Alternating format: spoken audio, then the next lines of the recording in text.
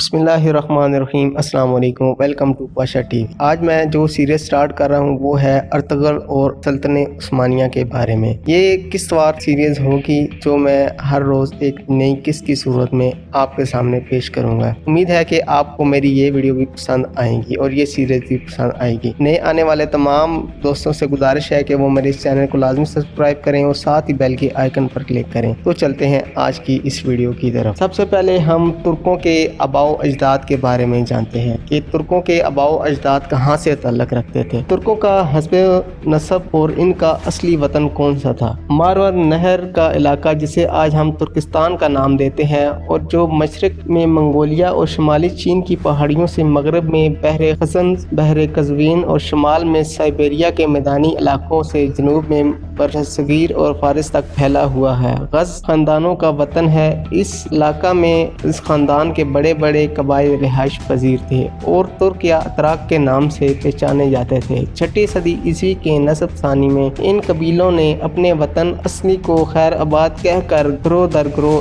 Asia کو چک کی راہ لی۔ مورخین اس کی نقل مکانی کی کئی توجیہات بیان کرتے ہیں۔ بعض کا خیال ہے کہ اس کی وجہ اقتصادی بدحالی تھی۔ شدید قحط اور بڑھتی ہوئی آبادی نے انہیں ترک وطن پر مجبور کر دیا اور وہ ایسے علاقوں میں آ کر بسے جہاں وسیع چراگاہیں اور خوشحال زندگی کے اسباب وافر مقدار میں موجود تھے۔ بعض تاریخ نگاروں کا نقطہ نظریہ یہ ہے کہ اس نقل مکانی کے پیچھے سیاسی عوامل کار فرما تھے۔ ترکوں کو بعض ایسے طاقتور قبائل کی دشمنی کا سامنا کرنا پڑا جن کی طاقت اور ان کی تعداد ان سے کہیں زیادہ تھی، جیسے منگولیا۔ اس دشمنی سے بچنے کے لیے انہوں نے ترکستان کو چھوڑ کر ایک ایسے علاقے کی راہ لی جہاں وہ امن اور آشتی کی زندگی بسر کر سکتے تھے۔ یہ رائے ڈاکٹر عبداللطیف عبداللہ بن دہیش کی ہے۔ لہٰذا منگولیوں کی دشمنی سے بچنے کے لیے ان قبیلوں نے مغرب کی راہ لی اور دریائے جیہو کے قریبی علاقوں میں بس گئے، جہاں سے بعد میں وقتاً فوقتاً طبرستان و جرجان آئے اور یہاں بدوباش اختیار کی۔ اس طرح ترک ان اسلامی علاقوں سے قریب ہو گئے جن کو مسلمانوں نے 21 ہجری 641 عیسوی میں مرکہ، نہاون اور فارس میں دولت ساسانیہ کے سقوط کے بعد فتح کیا تھا۔ اسلامی دنیا کے ساتھ ترکوں کا اتصال یہ ہے کہ 22 ہجری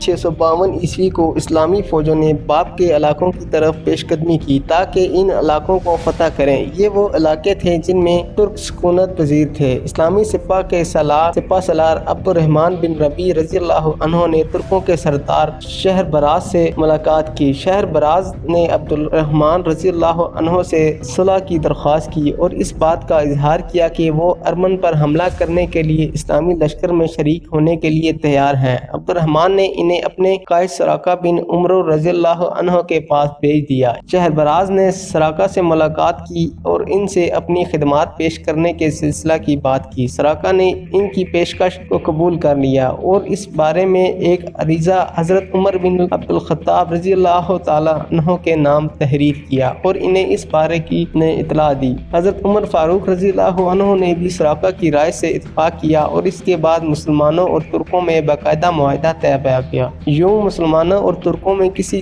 قسم کی جنگ نہ ہوئی بلکہ یہ دونوں لشکر ارمن پر حملہ آور ہوئے اور وہاں اسلام کی اشاعت ہوئی۔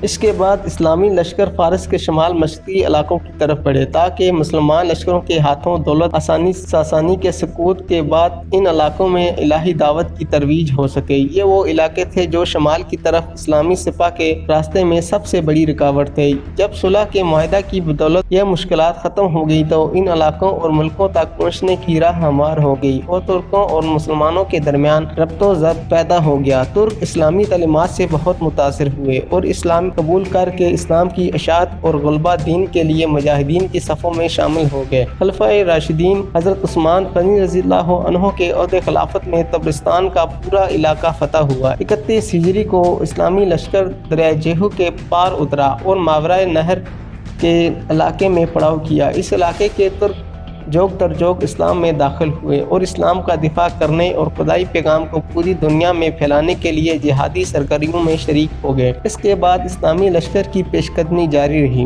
हजरत अमीर मुआविया रज़ियल्लाहु अन्हु के दौर में बुखारा फतह हुआ। कामयाबियों कमरानी का यह सिलसिला आगे बढ़ा और समरकंद भी इस्लामी कलमरू में शामिल हुआ। हत्ता कि इस्लामी सल्तनत की सरहदें वसी से वसी तर होती गईं और एक वक्त वो भी आया कि मारवा नहर के तमाम इलाके इस्लामी सल्तनत का हिस्सा बन गए और इनमें बसने वाले तुर्क कबाइल ने खास इस्लामी तहजीब व तमद्दुन को इख्तियार किया। अब्बासी खुलफा और उमरा के दरबारों में तुर्कों का असर व नफूज बढ़ना शुरू हुआ। हर शोबे में तुर्कों की एक मुतअद्दिद तादाद देखी जाने लगी। फौज, कातिब और हुकूमत के दूसरे आला मुनासिब गर्ज के कोई ऐसा शोबा नहीं था जहाँ तुर्क मौजूद न हो। अपनी खुदा दाद सलाहियतों और इखलास की बदौलत इन्हें बड़े बड़े मुनासिब पर ये मुतअस्सम तख्त खिलाफत पर मुतमकिन हुआ और तुर्क की असर व नफूज के सामने आला मुनासिब के दरवाजे खुल गए। बड़े बड़े मनसब तुर्कों के सुपुर्द हुए। तुर्क अब सल्तनत के हर शोबा में कलीदी असामियों पर काम करने लगे थे। दरअसल मुतअस्सम